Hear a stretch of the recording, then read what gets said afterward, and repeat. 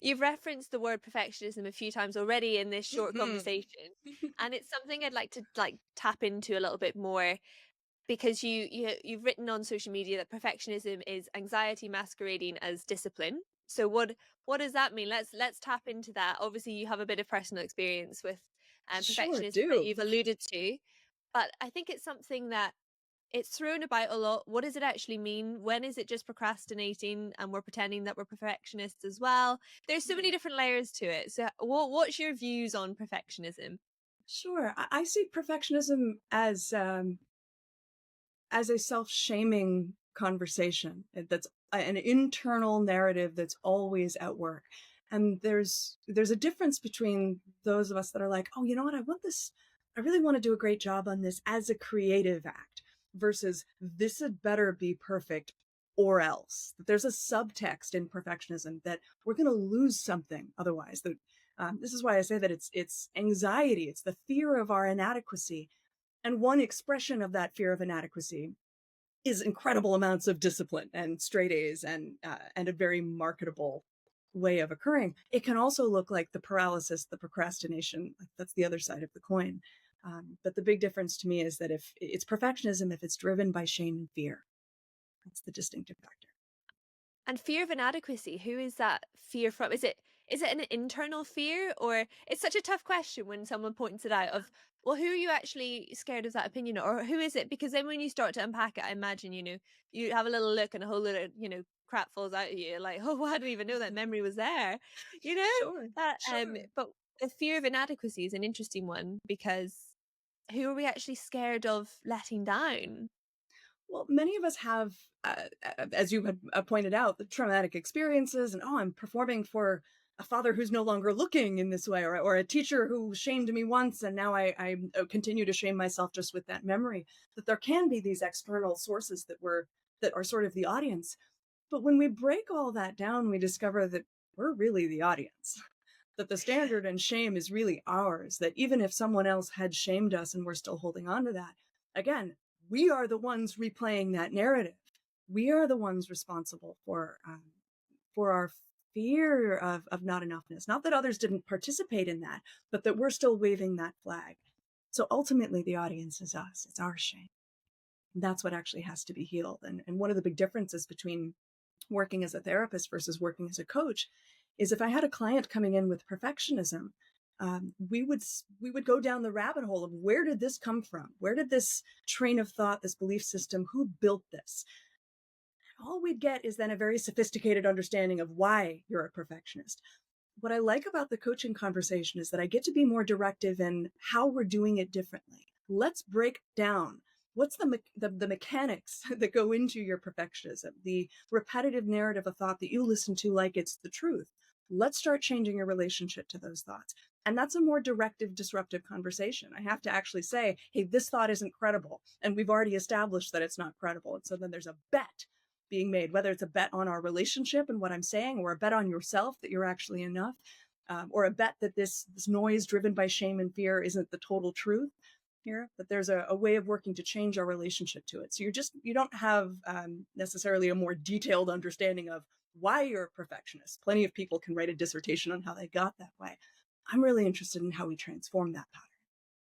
Yeah, it is all about that behavior change, which again is something so easy to say, Mhm. but there's so many different layers to it, because you have that, rational thought, the irrational thought, the conscious thought, the subconscious thought.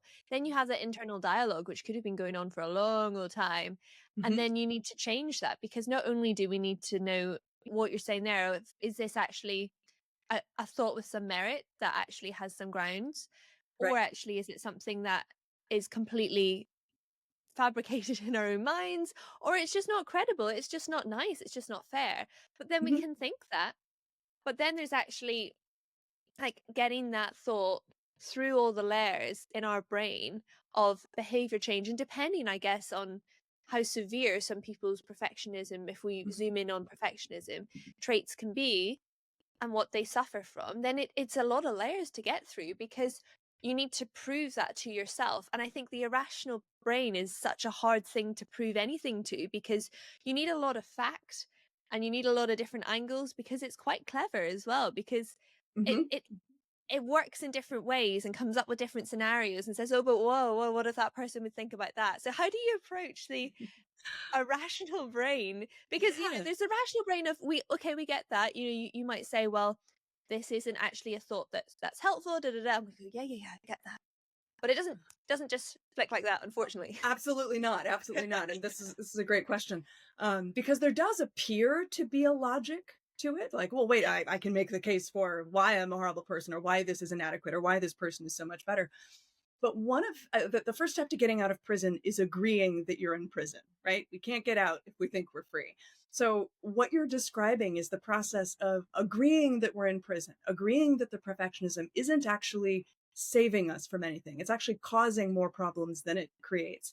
And one of the features that I like to point out here is that the noise of our perfectionism, the noise of our shame and fear, the noise, period, however we want to classify that, is actually not saying anything original. That if we take a look at the narratives that it's reinforcing, it's you're not enough, or you're too much, or you should really tug your reins, or there's so much better, whatever it's saying, it's been saying the same thing since you're 13. There's no original script here. So when we start to recognize, oh wait, I'm never enough, oh wait, I'm always too much, we start to see there's no, forgive me, no fucking critical thinking at all to the noise of our perfectionism. And then we talk about confirmation bias, which is how we look for evidence of what we believe is true, and we completely dismiss the evidence that doesn't conveniently fit into that belief.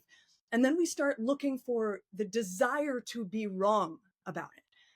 Because when we have a thought like, well, I'm too much, or I'm not enough, or whatever flavor of your perfectionism is showing up, one of the other pieces of kind of loosening its credibility is realizing, wait, I don't even want to be right about this. And if I take the action to perfect myself, to airbrush this, to wait until it's perfect, I actually affirm my own inadequacy.